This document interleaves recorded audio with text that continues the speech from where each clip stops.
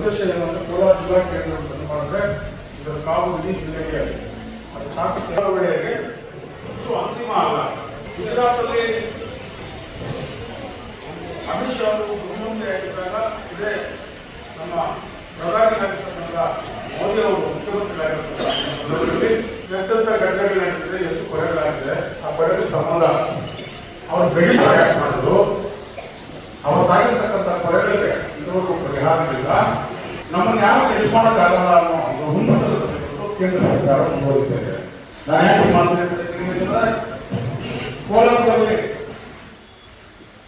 ಎಲ್ಲ ಕಾರ್ಮಿಕರು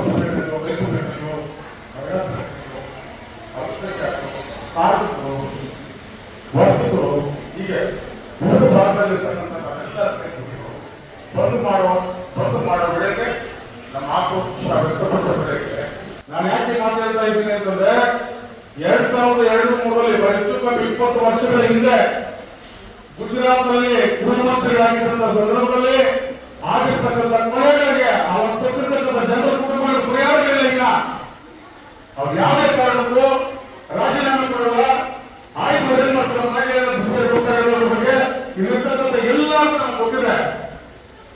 ಆದ್ರೆ ಒಂದು ಮಾತ್ರ ಈ ಹೋರಾಟ ಸೀಮಿತ ಆಗಿಲ್ಲ ಅಂತ ಹೇಳಿ ಇಷ್ಟಪಡ್ತಾ ಇದ್ದಾರೆ. ನಾವು ಕೇವಲ ಒಂದು ಮಾತ್ರ ಸೀಮಿತ ಆಗಿಲ್ಲ, ಬಂದಾದ ನಂತರ ಹಂತ ಹಂತವಾಗಿ ಇದಕ್ಕೆ ಪರಿಹಾರ ಹುಡುಕೊಳ್ಳುವವರೆಗೂ ಇದಕ್ಕೆ ತಲೆಬಾಗಿ ಈ ಹೋರಾಟಗಳ ತಲೆಬಾಗಿ ಆ ತಪ್ಪನ್ನು ಅರಿವಾಗಿ ಅದನ್ನ ಸರಿಪಡಿಸುವವರೆಗೂ ಈ ಹೋರಾಟ ನಿಲ್ಲಲ್ಲ ಅಂತ ನಾವು 3ನೇ ತಾರೀಕು ಕೋಲಾರ ಬಂದಿರ್ತದೆ.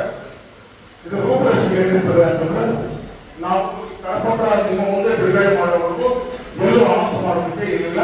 ನಾವು ಜಿಲ್ಲಾಧಿಕಾರಿಗಳಿಗೆ ಮತ್ತು ಎಸ್ ಪಿ ಅವರಿಗೆ ಮೌಖಿಕವಾಗಿ ಒಂದು ಲೆಟರ್ ಮೂಲಕ ನಾವು ಮಾಡ್ತಾ ಇದ್ದೀವಿ ಅಂತ ಮಾಹಿತಿ ಕೊಟ್ಟಿದ್ದೀವಿ. ಅದು ಅನುಮತಿಗಲ್ಲ.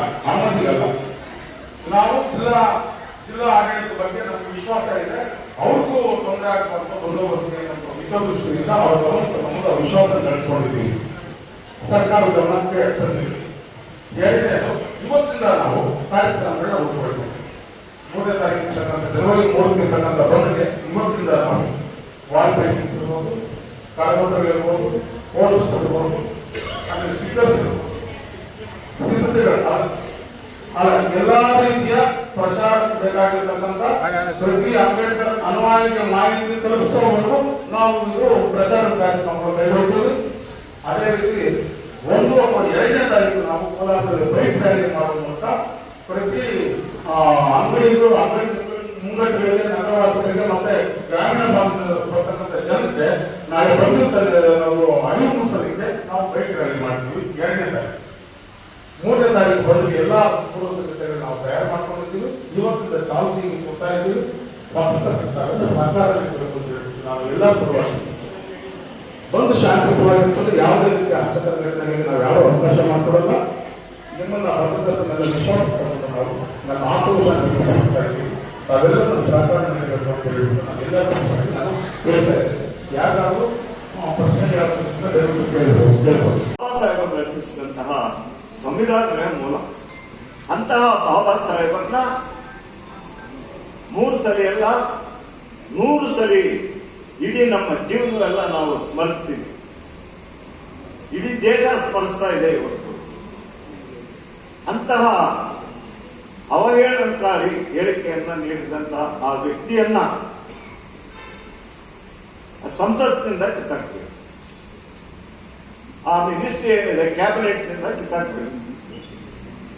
ಇದು ನಮ್ಮ ಮೂಲ ಗುರಿಯಾಗಿಟ್ಕೊಂಡು ನಾವು ಇವತ್ತು ಈ ಹೋರಾಟವನ್ನ ಪ್ರಾರಂಭ ಮಾಡಿದ್ದೀವಿ. ಕೋಲಾರ ಜಿಲ್ಲೆ ಜನವರಿ 3ನೇ ತಾರೀಕು ಕೋಲಾರನ ಸಂಪೂರ್ಣವಾಗಿ ಬಂದ್ ಮಾಡತಕ್ಕಂಥ ಕಾರ್ಯಕ್ರಮವನ್ನ ಎಲ್ಲಾ ಸಂಘಟನೆಗಳು ಸೇರಿ ನಾವು ನಿರ್ಣಯ ತಗೊಂಡಿದ್ದೀವಿ.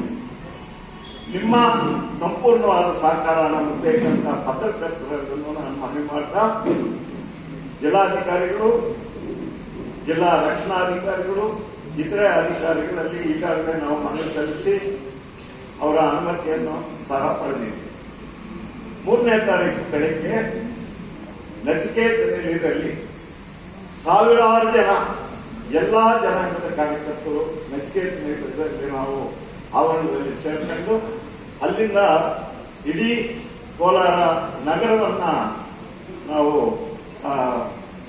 ಸುತ್ತುವರೆದು ಪ್ರೆಸಿಡೆಂಟ್ ಹೋಗಿ ಬಾಬಾ ಸಾಹೇಬರ ಬಗ್ಗೆ ಸ್ಲೋಗನ್ಸ್ ಹಾಕೊಂಡು ನಮ್ಮ ಕಾರ್ಯಕ್ರಮವನ್ನು ಅಂದು ಪ್ರಾರಂಭ ಮಾಡ್ತೀವಿ.